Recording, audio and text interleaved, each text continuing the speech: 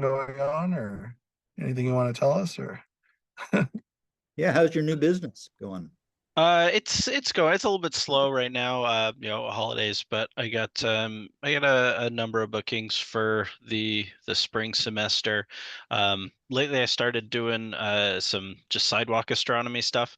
I've got just a 6-inch daub I took down to the beach a couple of weeks ago and set up, and I had a handful of people go by. I'm trying to make that into a like a monthly thing where I'll set up and you know at the very least let people look through the telescope and maybe hand out some business cards, and I got some little brochures and stuff. um, but yeah, it's been a little bit more of a challenge than I was hoping to just kind of get in front of the teachers. I was so excited. I found a huge list of every email address for every teacher at every single public school in Orange County. But of course, they've got to set up on a white list that I didn't find out until I had already sent like 40 emails. Uh, so What's a whitelist? What is that? So it blocks all emails that aren't from Oh, specific, like if you get your sending email address on the whitelist, then it'll go through. Otherwise it just blocks everything, which I guess I mean, these principals are yeah. going to get tons and tons of spam email otherwise. Ah, got to get on the inside list. Yeah, yeah. And if Yeah, anybody has advice on how to do that, I'm all ears. yeah, and working for a school district, I can kind of tell you a couple of the trade secrets. One is, of course, talking in person. So you can say, Mhm. either talk to the PTA and they have regular meetings or something, and you should just kind of call a school and say, hey, I was hoping to talk to your PTA president, and they sometimes have them posted with a phone number, and just let them know that you have that, and you'll Mhm. probably get a lot of people wanting you to come to their school. They have like a space night a year or something like that. So, Mhm. so certainly in our district, they like that sort of thing. The questions they're going to ask are like, what size space do you need? How high does Yep. the ceiling have to be? Things like that. So you'll go through the basics. Not everybody has that, but you can also go. Usually the for like us, we have approved field trips and approved vendors. And so you Mhm. want to be on the approved vendor list. That means they can, when you're approved, then they're just a vendor you can use. And so paying you is much easier. Usually your warehouse person or your buyer for the district, whoever that is, will be the person who can get you on the approved list. But anybody can request it from them. It's just they have to have a reason. So you can talk to Mhm. principals. They're used to doing that as well. Usually I don't talk directly to teachers. I usually go through the principal because I'm in that, but also through PTAs are probably your two best avenues. Yep. You want to either principal, vice principal, or whoever their lead teacher is. Maybe they would do that. You might check So in little too and see if little there's behind the scenes. Sorry, you might Tony. check Go too ahead. and see if there's any like science teacher conferences or like professional development days that allow vendors to get a table. When I was at Bishop Museum in Honolulu, we did that for a number of the different. I was surprised how many just within Hawaii, how many like science teacher groups. There's like 3 every year, and then the different like sort of clusters of schools would have their own like mini conferences and things too.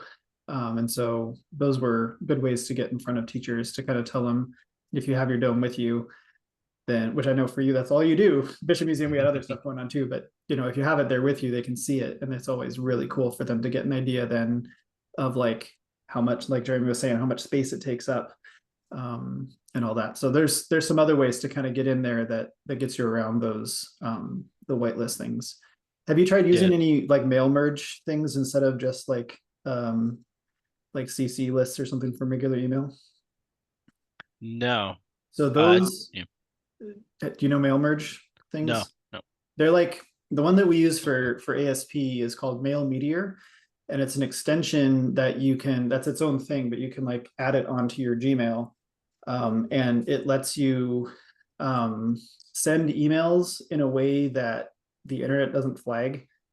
I say the internet as like, um, so that it like helps because sometimes email servers receiving stuff, they'll filter out spam if it's sent. Like they can tell that it like sends out a whole bunch. So my understanding for those kinds of mail merge things is it sends it out kind of slowly, kind of helps as well. So it'll send them out every like over the course of an hour or something. So you might check into that Yeah. too. It's not free, but you know, it might be something to look into. The emails I was sending, I was making personalized individual emails to principals, Ooh. sending them one at a time. So Oh yeah, yeah. If you you can do the mail merges through if you're using Outlook and Word. Mhm. And you can personalize them if you just have a spreadsheet with their names, emails, and you can personalize it as much as with a spreadsheet. And then Word just has a mail merge function. Well, it does, it's just emailing them like one at a time. Mhm. So just instead cool. of it being one email, it's literally individually emailing them out, but it's just automating that process. But even through Word, if you look in mail merge, you can craft a very personalized email, and then just send them out one at a time. Oh, that's cool. I didn't know Word would do that. Yeah, and you just do Word in an Excel spreadsheet where you just Mhm. have the headers, and then they're pretty obvious links in there. If you ever want some help, I can help you out. But there's yeah, you just put in the mail, you just write the email and you just put in a mail merge field. So you just say dear name, right? Just put the name in there, address, and you can literally personalize as much as you want with that thing. And then in the end, there's just a thing to send out the email or the mail merge, and you just like the spreadsheet should have the email address you want to send it to. Yeah, and then it just so you'll see your outbox slowly one Mhm. email at a time just sending. It works pretty nice. Cool. Yeah, I'll check that out for sure. Thanks.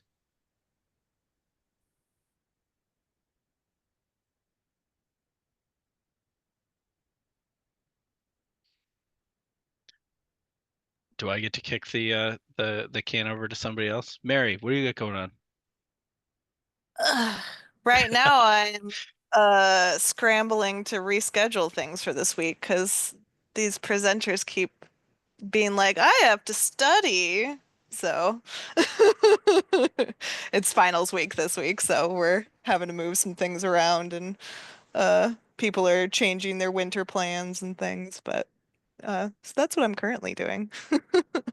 And we're changing up our schedule generally for the planetarium in January. So like right now, every day is the same, but we're gonna have it so that like weekdays there's more options for school groups to book shows, and then on the weekends there's more like public shows. So we're gonna have a different weekend versus weekday schedule going forward, which will hopefully get us more school bookings. We will see.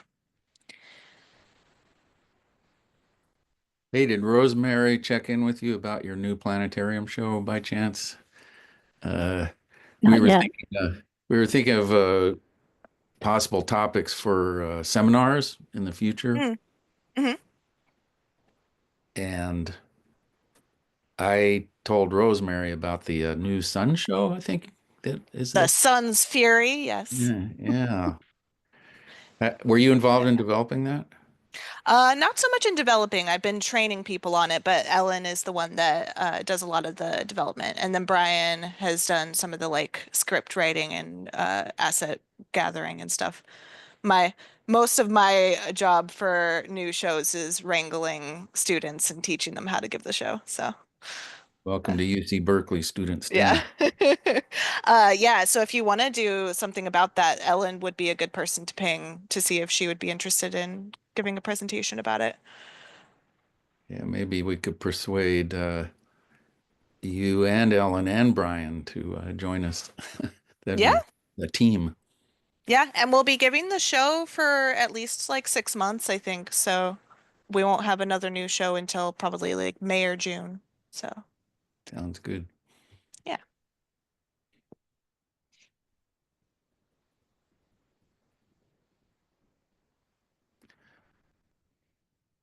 Do I have to pick on somebody now? Tony, tell us what you've been up to. For ASP, we just wrapped up some trialing of virtual field trips, which I think a lot of us had done really sort of a necessity during the pandemic. But ASP has never really done much in the way of like direct student engagement. We've done teacher engagement stuff and all that for a really long time, right? But we have a learning management system that we were using for our Eclipse ambassadors training program to get all 700 of those volunteers through our training program.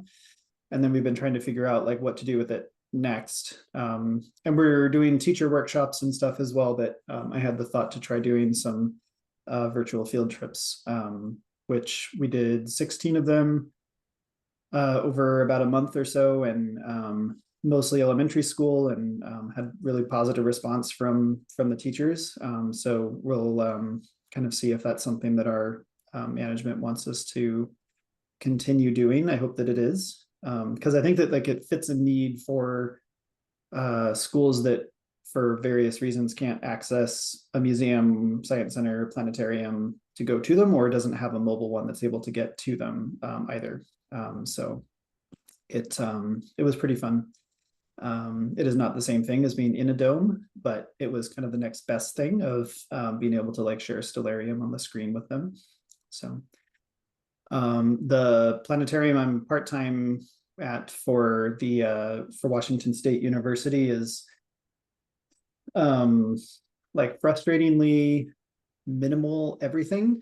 And I've been trying to find the tactful ways for trying to do more. But they just seem very happy to do sort of the bare minimum for everything. Like we run a version of Stellarium or a version of Nightshade that like predates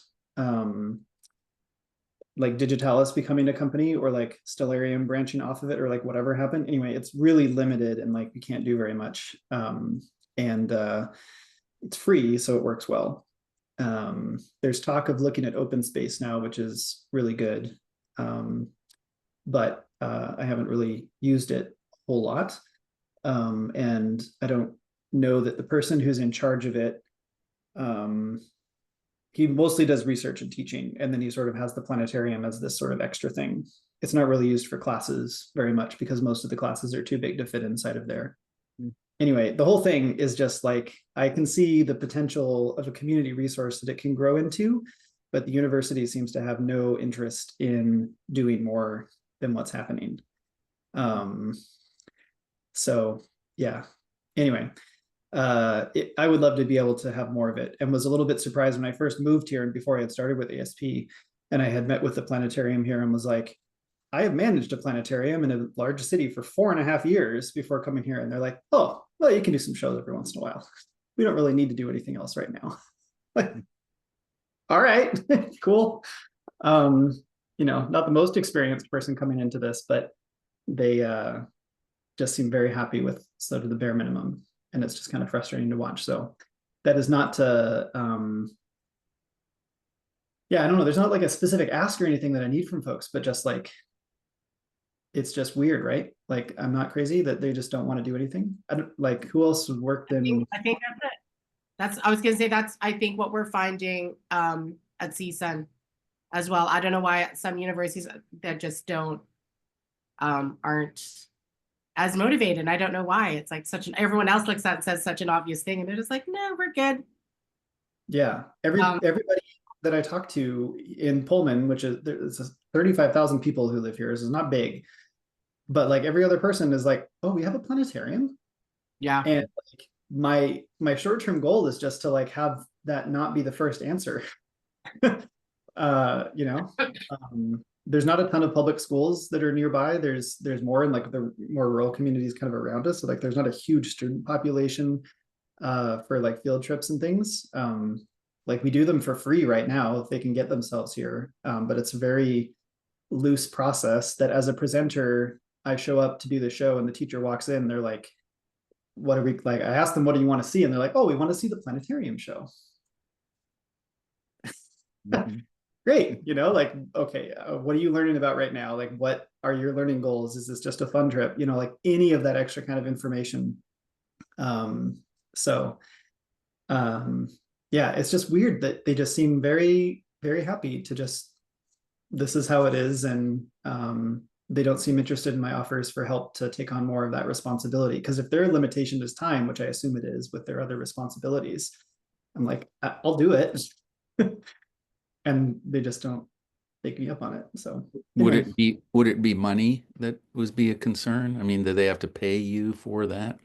I mean, I'm already an employee, so they pay me hourly for the shows that I do. It doesn't sound like it's money, although WSU has no money for anything. But we just put up a new like $150 million indoor football practice facility. So, like many major universities, that's just kind of there is money, just not for us. So yeah, I don't know. That's a thought that I've had, Ellen, that it's like that it's a money thing, but I don't know that it totally is. So similar though. CSUN is so similar that like everyone except for the department, well, even within the department, people seem to understand that it's a resource, but nobody has any real interest, which is why I ended up where in the position that I am now, in that I am suddenly tasked with coming up with a 3-year plan for a planetarium reboot. And so that's my ask for all of you. So when I started last year, it was just, help us create some shows. We just realized the planetarium still works. But because I wasn't hired, I was just contracted to do the shows. A lot of the background stuff was sort of not, it was above my pay grade and other people were doing it. So even our original conversation with Jeremy, it was with the department and I wasn't really too much part of it. My husband is a faculty member and he was a bit trying to find more work for me and helping the chair write the proposal to get us on a fundraising, get the planetarium on a fundraising campaign with the provost, because my husband is not astronomy, but he was helping the chair with that. I, for separate reasons on my job for campus, has nothing to do with the planetarium. Well, aside from the planetarium, happened to talk to some people at our foundation who called a $1.5 million campaign a micro campaign. So I was like, so if the planetarium wanted $1.5 million, you're telling me that that's kind of a no big deal for you guys and that's something you guys could do? And they said, yeah. But it's escalated now with great reason in that the department only looked at the equipment upgrade. So $1.5 million get an equipment upgrade. But there was no plan for, as the foundation looked at it when they picked it up, basically said there was no plan for programming, there's no plan for staffing. It was just like $1.5 million to upgrade. And so they basically come back and said, what does a 3-year business plan look like? How do you make it sustainable? Blah, blah, blah. And I asked the department if I was allowed to help because I don't think, so to your point, Tony, if I don't, there would just reach a point where I'm like, if I don't do it, even though I'm not literally not paid, if I'm not the one that's going to do this as a passion project, literally nobody's going to care to do it, which is mind-blowingly like, so we're in Los Angeles in the Valley, so we don't even have only $3,500. We have tons of schools who will come. We had a great reboot last semester. Money is an issue because it's CSUN. But there's really a huge lack of motivation from the department side to make this a viable community resource, even though everybody recognizes that it can be, and so it's really interesting. So to that point, for what I'm up to is apparently in the new year I gotta come up with a 3-year business plan for planetarium, of which I have zero. I have big dreams for, but zero real concrete experience doing. So I have tons of questions. We are asking for the Digistar 7. We're going big. I am told we should ask. I'm told that Evans and Sutherland, that we should even ask them for quotes to redo seating and everything so that we can bypass some of the state university stuff to get around some of that slow moving plant management. They'll get around to getting quotes to redo our seats. Yeah, I'm a little bit, so I'll put out there, I'm a little bit curious in terms of what can you tell me about 2 parts. One is the business model in terms of, are you guys doing a lot of the stuff for free? Are you able to? If so, how? And if not, what is your funding model on one side? And the other one is, the other one is, even functionally speaking, can I even imagine that we can keep the dome that we have? Or if we're upgrading, the dome is from original, so 2006, I think. And it's got some water damage to it. I can tell you a little bit on the equipment side. You should be able to piggyback on things like our information, like our, hold on, let me see if I can flip this. There we go. I was like, what's going on here? There we go. So you should be able, since we're both in California, we have actually similar sized domes, things like that. I can tell you probably want to get Ash to clean and paint your dome. Having seen it, it shouldn't be that difficult for them to do. It's money and it's well within your budget. You should be able to get projectors. You should be able to get those seats. You should be able to get even your old equipment removed, and you could get. In fact, for that amount of money, you could get the exact system we have, which is like amazing. Like, if you wanted to go away from the optomechanical, there are options to put optomechanical in the middle and even leave it. But yeah, for the amount of money you're talking that we did our upgrade for, not much different. And we got seats, we got new projectors, we got new shows, we got everything. Yes. Well, no. So we had a separate contractor for the seating, and then we did Evans and Sutherland was all of our Digistar and our projectors, and then Ash came in as a separate contractor. And their prices, they were under our price threshold. You know, we have like I think it's 100,000 where we don't have to put it in for board approval, and so you probably have something similar there. I know the person who used to do all this kind of stuff for CSUN, so I could always ask him if you want. You need some behind the scenes, but it should be like, yeah, he works out here now. He used to be in charge of facilities down there and doing. Oh, we should. I might even just get in touch with our foundation person. I'm doing sort of all the groundwork now to find names, contacts. Yeah. Our foundation guys thinking big because they want a budget for staffing. They want a budget for they want a budget for programming, like programmatic needs. So they're thinking much bigger than the department was, which is awesome. Yeah. So I'm suddenly went from, hey, I need a quote on Digistar to I'm just, all of it. Yeah, you could probably even piggyback on some of our stuff so you don't have to put it out to. It saves them on their financial side a lot of time. So things happen a lot quicker. We had to go through the whole process, and it took, a long time. It was like more like a year. You don't even know. Yeah, I don't even know the hoops you jumped through. I'm leaving that as above pay grade still. I'm saying I'll come up with a list and some dollar values, and then they can go running.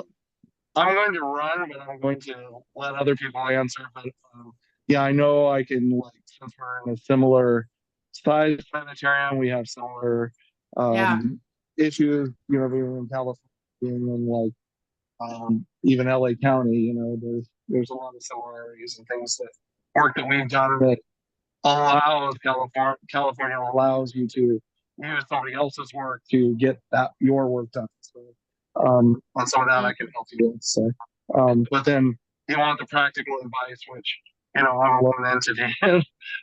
these folks know a lot more about university settings versus like elementary school settings. So they probably have a lot of great information. I'll have to talk to you in January, Jeremy. Yeah. Okay. Sounds good. All right. Bye, everyone. Right, Jeremy. Later. But I did have a nice conversation with Michigan and our speaker from last time about how they're set up over Michigan as well. So we have both the technical side of we have the original planetarium from 2006. So every part of it really needs to be redone. And the foundation guy is just like, ask for all of it. He's like, if the Digistar 7, if that's the one you want, if that's the standard, just ask for it. So I'm like, okay. I think that there's the next Digistar being released or has been released. I think it's Digistar 2025. Yeah, that's what I heard. Is like what would have been Digistar 8, but I think they've switched to now it's something different. I think they're switching to like a subscription model is the goal. That's what I've heard. Yeah. I had Digistar in Honolulu and really liked working with them. And they, as far as funding the project, like they were willing to work with us to like split payments over multiple budget years. So that was helpful. We had a hybrid system with the Goto Chronos 2 that was more of a headache than anything else. The Chronos 2 made a beautiful star field, and I loved any of my shows with really dark, turn off the projectors and all of that. Aesthetically incredible, and you can't beat it. But trying to keep the two sides of the system synced together and making a nice star field, and when you have like your optical stars but with digital overlays and other things, it didn't always line up exactly the way that it was supposed to, and there were a number of other headaches that we dealt with. So I think the idea of a hybrid planetarium is a good one. My own experience with it was that it was not worth having then also 2 service contracts. We had like $20,000 in service contracts every year because there were the 2 halves of the system that couldn't be serviced by the same person. That might be different now because I think that Evans and Sutherland is working more intentionally with Goto at this point. You can check with like Mark Webb and with ENS, and they'll give you more up-to-date information. But I I just have a feeling we'll go full digital because our Star Theater is like the site. She's old. What yeah, kind of I always caution folks for the Well, idea of it's fine. hybrid. It's fine. Like we all love beautiful star fields, and it's really, especially if you've had an optomechanical, it is hard to let that go. But your Our audience hybrid does not system know at the De Anza difference. worked great, and it was never a problem. In fact, it was really nice to have both systems, because if you had problems with one, you had something to fall back on. Oh, that's good. I think it was fantastic. I encourage people to try to go a hybrid if you can. Interesting, you had problems. Which hybrid did you have? It was Minolta, Konica Minolta Star Machine, Infinium, the newer model, although it was installed in a while back now. And then we used Skyscan. And Skyscan, the one followed the other, so they weren't trying to do each other. In other words, you could just use the one, and the with the digital was set up to follow whatever you did with the optomechanical. And it was great.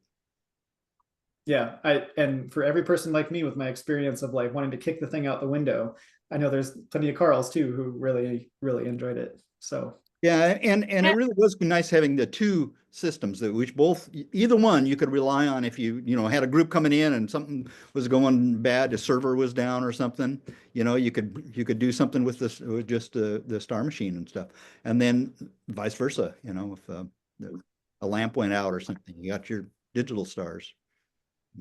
Yeah, so I think there's a lot of moving forward of it wanting to do the content creation as well. Like even because as a research institution as well is working with potentially sort of a phase 2 of being able to work with faculty in other departments. So not just star shows, but also being able to do, whatever, cell biology, geology, whatever, climate change, and being able to, so kind of being phase 1, learning how to use the systems to develop astronomy content, and then moving on to being able to just kind of make it more of a research, a research thing is sort of what we're thinking, but we're just kind of dreaming. So, so I don't know for experience in terms of again, for the Digistar 7, I did hear kind of the most about that one for content, but in terms of creating content, is that still the one that is the easiest or the best or whatever recommend, or is there any other recommended systems that people really like? Actually, in terms of content, I'll ask the other one is what I mean, I know a lot of people are creating content, or there is content out there. I know NASA has stuff. I guess what kind of budget do you guys keep in terms of getting new content? Are you making your own? Are you bringing in from elsewhere? Is there a lot that's just free? Well, in terms of if you're using, for example, I'm pretty familiar with Digistar. We were running Digistar 6 at my last planetarium. You can do a lot of scripted kind of flying around the universe. If you're looking for like just full dome video content, I mean, aside from NASA's got a page full of stuff you can download for free, and then IPS I know maintains a repository of free resources. But I think everything else is people are gonna charge you for it. So I mean, I was able to do a lot with Digistar. The way that I had my show set up is I would do like a 15-20 minute live intro that I had scripted in Digistar, and then we would do a half-hour full dome video, and then followed up with constellations at the end. So I know Digistar can do it. RSA Cosmos is the other big name that kind of competes with ENS.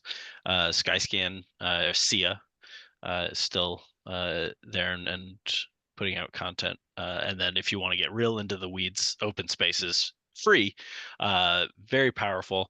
I don't know if we've got any huge open space stands in here, but I Yay! struggle with the I struggle with the user interface a little bit in open space. I know don't have Mary to and make Dan- anything in it though, so Yeah. I always have other people to do that for me. Is Also, Open Space is now finally available with Digistar as well. So they finally made a deal with ENS that you can get Open Space with their systems now too.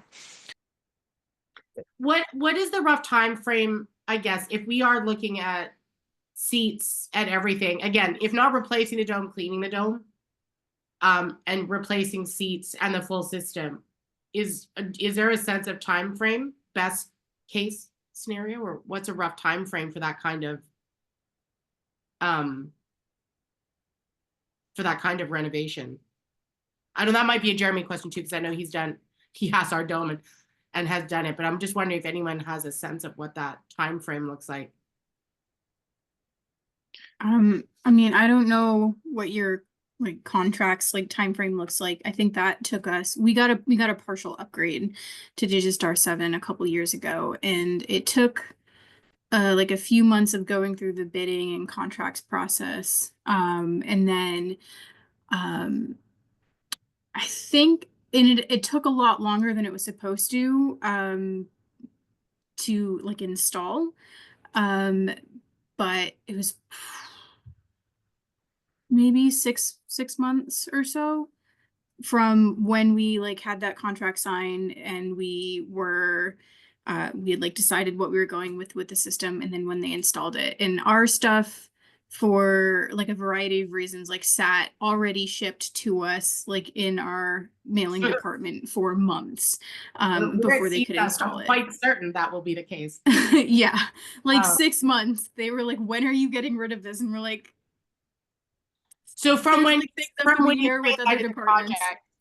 From when you greenlighted and said this is what we're getting and signed the contracts to when you guys were able to open, you're saying probably 6 months? I think it was like at least 6 months, because we had it installed in December, and I think that because we had gotten funding from like student tech fee or something like that, all of that had to be like finalized before the end of the previous fiscal year in June.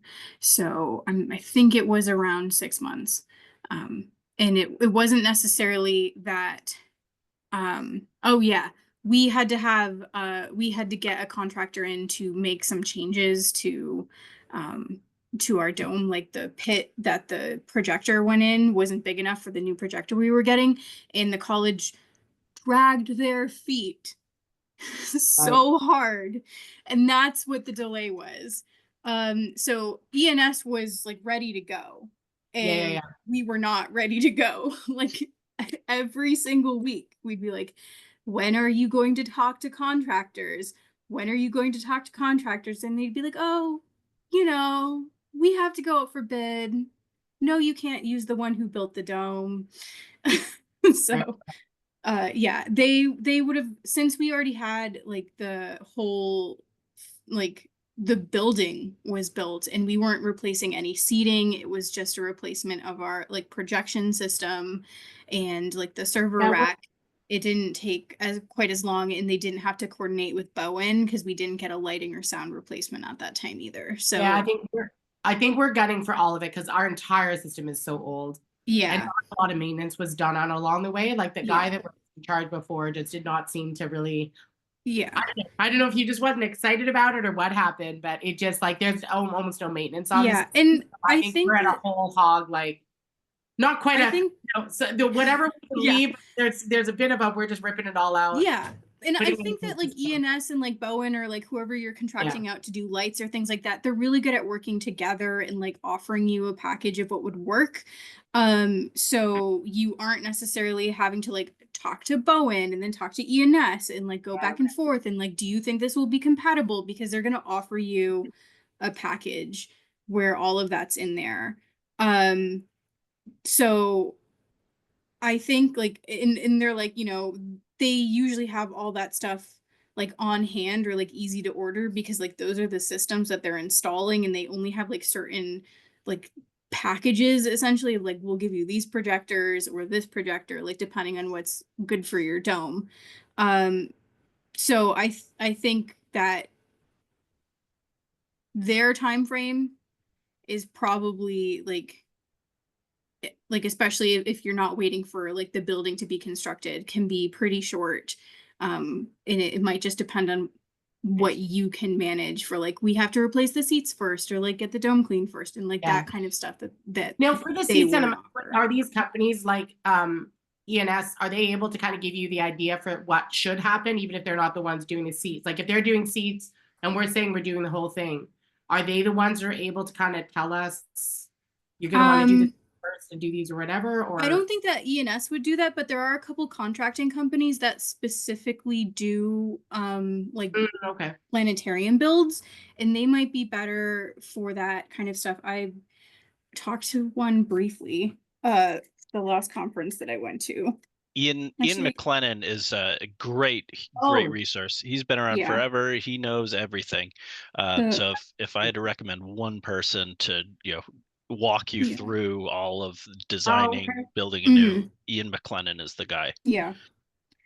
Yeah, I know Astrotech is one of the companies that will do like contracting work, like in coordination for like a planetarium build. So, yeah, I would definitely kind of talk to Ian or like one of these other companies to see about coordinating that kind of stuff because there's a lot of moving parts in terms of like contractors and like vendors for lighting and seats and carpeting and all that kind of stuff. So Yeah. Especially because like the seating contractor doesn't know anything about planetariums.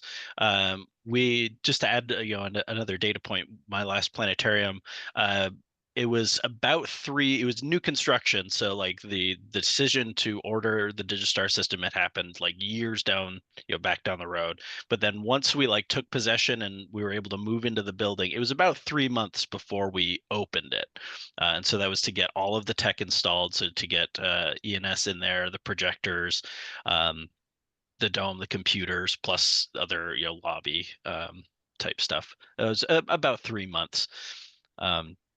And you really want to have a kind of an expert in renovations because they'll find the little things. Like we had to fight with the contractors after just the order of things being installed. We wanted to get the carpet and seats and stuff in, but the dome had already been installed, so we had to put plastic over everything to make sure that dust didn't get on the dome. So if you can have someone that can help you out with like a timeline of install, that I think would be a huge load off. Yeah, for sure. And then can you start playing with the content or whatever, or is that like I gotta wait until everything's installed and then I can start? Ask them for a workstation. They can get you just like a desktop PC that'll run Digistar. I mean, you won't have a dome, but you'll have the little, the dome view. And that's what I did for. We got my workstation a year and a half before the planetarium opened, a year before Digistar was installed in the dome. And my job, while the planetarium didn't exist, was just play with Digistar and learn about it and make stuff. That's what I'm wondering. Same thing. That's what I just was like, we need a new dome, was technology. And so that's what the foundation was like, what is the programmatic side? And that's what I'm thinking is it's not even just we need staffing once we open the planetarium, but there might be an overlap in which we can get somebody to be learning, playing with, figuring out what shows we're going to do even while we're in this process.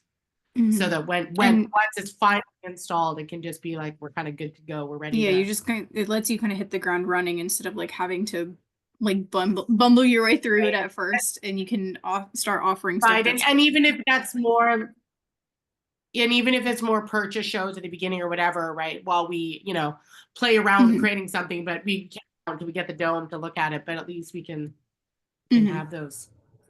Oh, that's fantastic. So thank you, everybody. If anyone has any thoughts, I'll put my email in there. Any contacts, thoughts, I would appreciate it. Just in, again, any thoughts you have in the planetarium, because I definitely I've not been in charge of running one or renovating one before. So any thoughts on what has worked for you guys or what hasn't would be I'm greatly appreciated. Like, we've been running shows from before, so we're still looking at that data. We have tons of schools around us.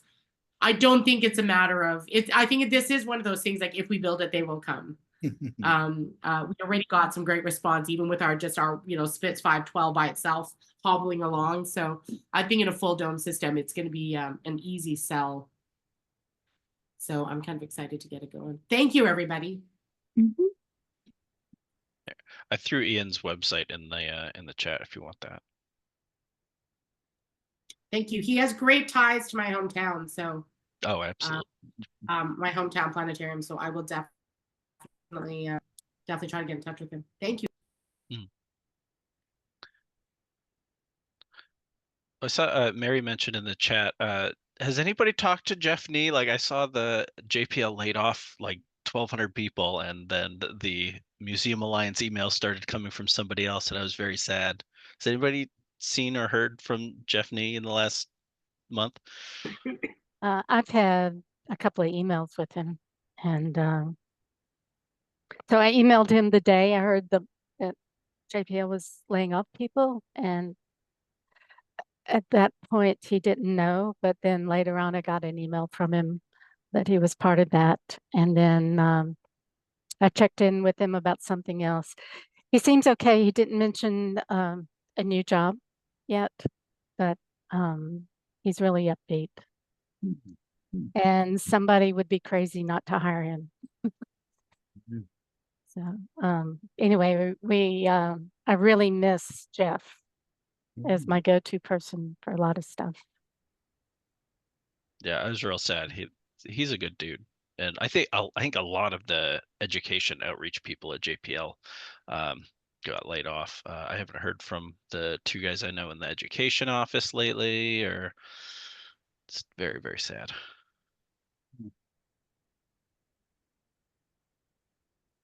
So Tony, I missed a bit about what you said. I was distracted. But in terms of getting teachers to tell you what they want, it's really hard to do. And I think it takes a few years time before that kind of rapport gets developed. But one thing I do is on my sign up form, I have check boxes for things that they can check off if they want included in a general show. And that's about the most information I get. And then I have some general topics, like just a general show, and that's usually what they choose. Yeah, there's that's only what I one want. school That's what I want district. to do, but there's resistance to doing extra stuff like that. So From where? Where's the resistance? From the person who's in charge of the planetarium at WSU. Oh, okay. Yeah.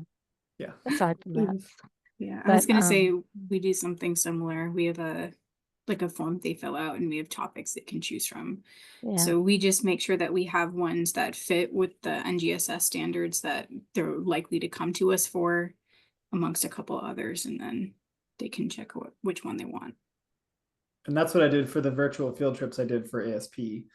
Was we only piloted one program, but it had all the NGSS connections and it had the other information from them. But I've suggested that for our WSU things, and he apparently just prefers to go back and forth with teachers over email. Anyway. So I don't have the problem you have. But there's one person in my school district, and we only have one school district, and she's the director of teaching and learning. So I go through her, and she distributes to the teachers, and that way it avoids the white list that Scott mentioned. But I did talk to her about the next thing I want to do, besides I already have a couple of web pages, is to get a Google group for those teachers, because some teachers are really interested and some aren't. And permission to have a Google group where teachers can sign up to that, so that I have a direct contact with people who are interested, and it's completely optional. But that will give me a better way of being a little bit more nuanced about things that I can do, as opposed to just having like a paragraph in a weekly newsletter each week that goes out to the teachers. So the other thing I'll say is that our planetarium's future was kind of up in the air again for a few months because of the city taking over the building. It's an old school building. And there was a threat that it might get torn down, but it's looking pretty positive now that they'll keep the planetarium. Good. Yeah. Right. Yeah. It has slowed me down some, just trying to figure out what I should be doing. But anyway, it's okay now.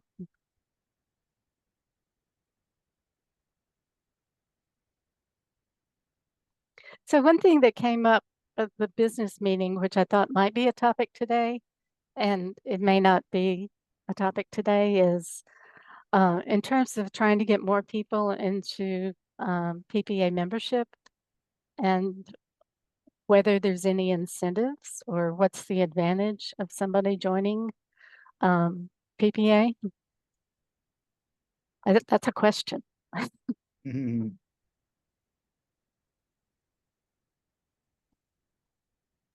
Honestly, I think like the biggest advantage is the community aspect. I mean, like I've been here at Pierce for 10 years and I only just started actually interacting with like anybody else who was like a member of the planetarium community. The Stars for All conference was the first conference I had ever been to. So like it's good to just have other people in the community to talk to and to like network with and like see what the struggles are, because it's kind of isolating, like since there's not that many people who do this. If you're not like the type of person who naturally goes out and networks, you're not going to meet another one in your city. So I think Well, that community aspect's that's really one of the important. reasons I've been doing these visits to planetariums and stuff. Because I know when I first started, it was a number of years before I realized there was a whole community out here of people. And once you make connection, you go, wow, this is great. But people are just unaware of it. So I don't know, getting the word out. I think once you let it be known, and it's only $15, there's not too much to keep people from joining in. Get the word out there. I agree with Katie that the number one attraction is the networking. For PPA, you don't really get much tangible stuff for your money. I mean, other than, We do a lot of stuff for free. A lot of places, yeah. a lot of groups, you got to be a member to get the newsletter, for instance. Ours is right there for anybody. And, we've kind of done that all along the way. So I think the argument that I make is that it is the professional organization. If you are a planetarium professional, this is it for the Western region, or the Pacific region. And if you want to be part of a community of professionals, then this is the way to do it. Even though, I mean, we have not made things members only. Okay, we have not done that. It's just open for anybody. And so, somebody who's looking for something tangible for their money, well, too bad, you're not going to get it. But I don't know. I just can't see it as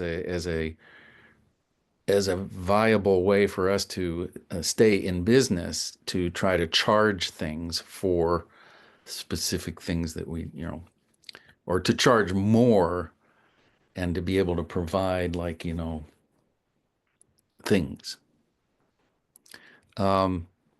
It's an organization and it's networking. Katie, thank you. And I'll be, and a lot of, new people to the group seem to be the vital, the vital engine, actually, in addition to the old people. And that's the synergy that we're after. I think in addition to wanting to have new members, I think like just engaging existing members is kind of an issue as well, because all of the meetings that I've attended is basically all of this group who's here right now. Same old. Which is great because you get to connect with folks a little bit more. But there's a lot of other people who, like, when I've looked at the list, like the membership list for something, like there's a lot of names on there that I've never seen before, and they're active members. So I don't have an answer to that. I just wonder what else. Like, I think that doing meetings like this help. Yeah, I don't know. I also value the community aspect of it as well. I think that's probably the number one reason for all of us, especially in this age when we can get together on Zoom, which I know for many of us during the pandemic was sort of a lifeline to stay connected to other folks who are going through very specific challenges, in addition to all the challenges everybody had been going through at that time. Well, I have something else to add, actually, that is an untapped resource. This the PPA Google group that all members are part of, or can be part of, and most are. That's something that's not just, I think most people view that as an announcement mechanism and not a community communication, among, for asking questions, or getting answers, or just sharing news. So I'm just saying to the people here, and to anybody who listens to the recording of this, that the Google group is open to anybody can post to that. Not anybody from out in the world, but any member can post to it. And so feel free to use it, for whatever reason that you can think of. It is not used, except right now, for announcements of seminars and this meeting and things like that. Hey, there's a perk for membership. Yeah. So it doesn't really cost the organization, though, anything. There's not really a monetary value to that. It's just... Well, speaking of monetary values, though, there is our mini grants, we do favor, not necessarily have to be, but we do favor members. Oh, by the way, I have a news before I have to leave. I actually have to leave pretty soon, but I got, since there's 3/4 of the mini grant committee here, Yeah, and other people may be interested too. There's people at the San Antonio College got one of the grants this year. It was $1,000, and one of their what they're doing with it is one of their students is doing a project to create a planetarium show on indigenous peoples in their area. This is near Walnut, California. So I got a message. They wanted the grant split up into two parts. They give $500 to this student, up front, and then $500 later if they're working out. And so I just got an email that they're ready for that second $500, and they might be a little late on their report, but they're asking if that's okay. I think Carl and John. make progress. Yeah, Oh. I think there's Yeah, that's okay. That's okay. Yeah. Yeah. Okay. Well, maybe the three of us can say yes, and then we'll inform Andy, who is also on the committee. He'll go along. Yeah. I'll speak for Andy. Okay. PPA used to have a sizable membership, and we were talking about what's the incentive of being a member. I remember when we actually physically had 2 meetings every year, and this networking. This is actually before age of really internet. But that the idea of getting together and sharing and doing paper sessions and workshops twice a year help bond the PPA members and get to know each other. And then that was a lot of fun, but it was also a real learning experience to get together quite often. So maybe by having these Zoom meetings more often might kind of be in place of that. But yeah, I think the real reason to become a PPA member is to get together and share these experiences. And I mean, everything from building planetariums and how to go about it. IPS also has offers a so you want to build a planetarium booklet or pamphlet. So I mean, these are all resources that a lot of people don't know about. I've often wondered why, being a PPA member for so long, why membership kind of falls off and new members don't know about the possibilities. But maybe that's all turning around. Hopefully. Yeah, I think getting the word out there is like one of those things that's really difficult. And the way that I learned about PPA is that one of our part-time astronomy faculty had asked for a PPA grant. And they were like, we need a membership so that she can apply for this grant. So can you pay for the membership? All right. So that was I don't remember if that was like right before the pandemic or right afterwards. And so once we had that one person who was in PPA for the grant, and we started getting the newsletters and stuff, that's when we started getting more involved. And we saw the announcement that had been set out about Stars for All, which is what led to me going there. So it's kind of like with the planetarium, we try to advertise that it exists and it doesn't work. And I kind of feel like it's the same way for organizations like this. Like, when you get Digistar and they're like, Doug exists, you should join. But there's not like and here's your local planetarium organization, you should join that too. So it's like, you don't even know it's there. And it's kind of a weird niche thing to be advertising for, so the word doesn't get out. I think I'd be interested in the organization as a whole supporting like potentially smaller state level meetings.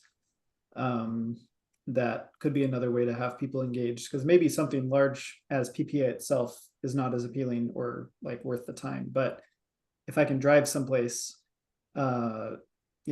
Katie and I are on opposite ends of Washington State, but there are plenty of other folks who are around in our state. And I think that would be an interesting use of the network at large, but then also what are your dues going towards, right? Maybe there's no PPA wide meeting because we meet with WAC, but if there's a way for PPA to divvy up into different, I don't know what you're going to do in California because there's so many of y'all, but for us other states with not quite as many planetariums, that could be an interesting like an in-person meeting sounds cool, but like we cover such a large area, like Alaska, Hawaii, California, like just even with the lower 48, it's a long drive all the way to California.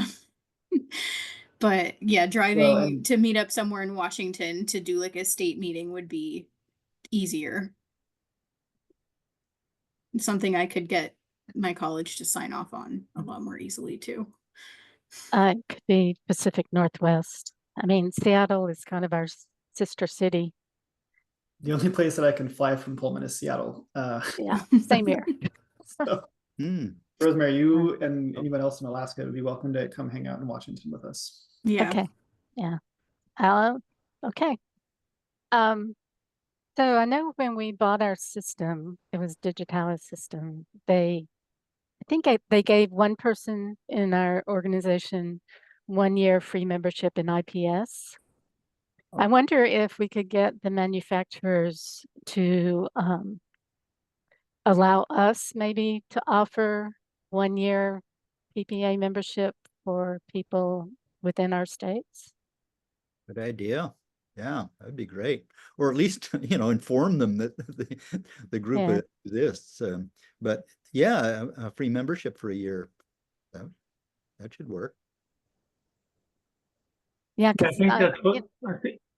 Oops, Go I ahead. think that IPS is doing during the centennial this year is giving away free memberships if you wanted to join in the year of our 100th birthday. Then the membership is free. Oh, nice.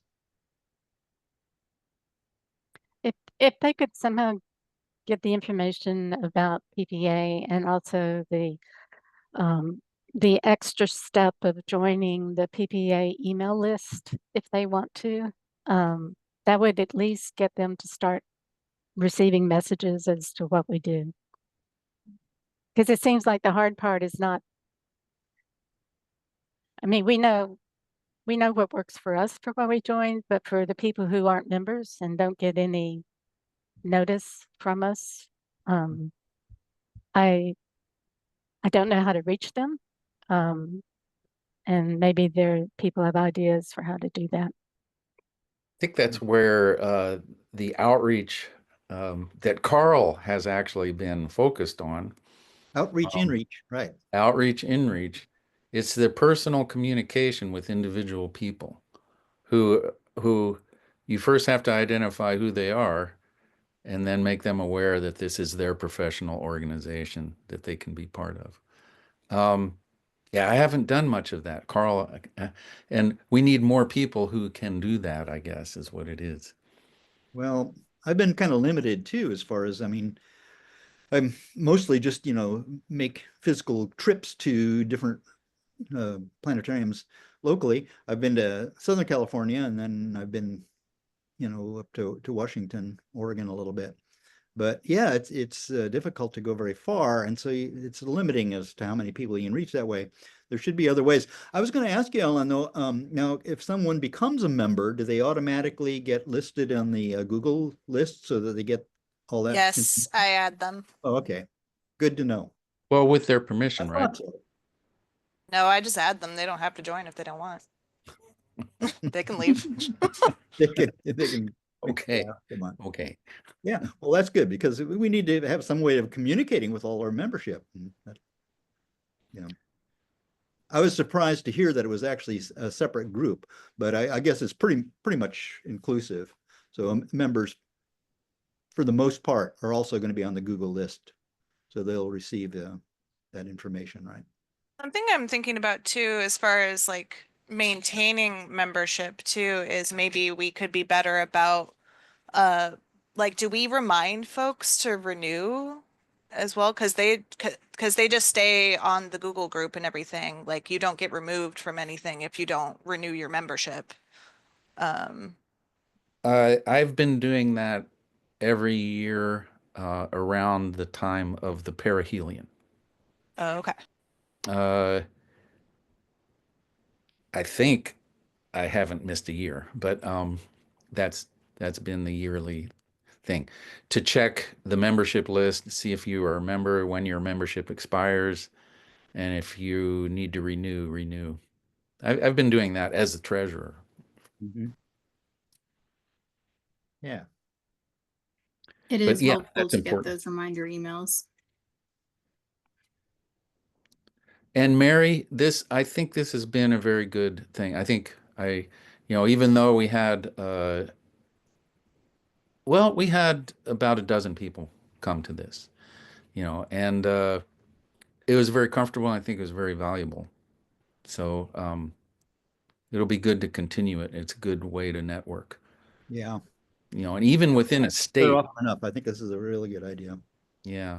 So I have to leave now too. So yeah, I mean, we've gone a little over an hour. But, so anyway, I'm signing off. See you later. Okay, Alan. Hi, Alan. Bye, Alan.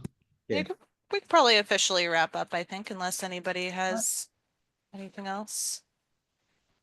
I'm good. I would just like to say that this has been a really good idea. I think, I don't know why we didn't think of it earlier to just have this more often because, once a year business meeting is one thing, but to, have a meeting like this on a regular basis is excellent. Yeah, I think Mhm. especially because like we were saying, everybody's so physically dispersed, it's Yeah. much more It covers a reasonable lot of lift. territory. Yeah. All right. Good seeing everybody. Happy holidays. Bye, All all. You too. Happy holidays. right. Bye. Bye.